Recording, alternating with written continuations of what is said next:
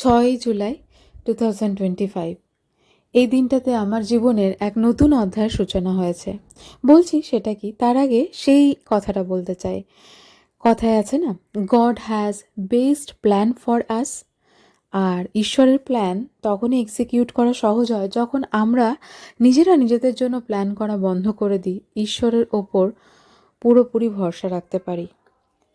আর যেটা আমি করেছি। তাই 6 জুলাই আমি আর আমার ফ্যামিলি হঠাৎই ডিসিশন নিই যে আমি মেকআপ শিখব, নিজের আর্টিস্টিক স্কিলকে আর একটু বাড়াবো।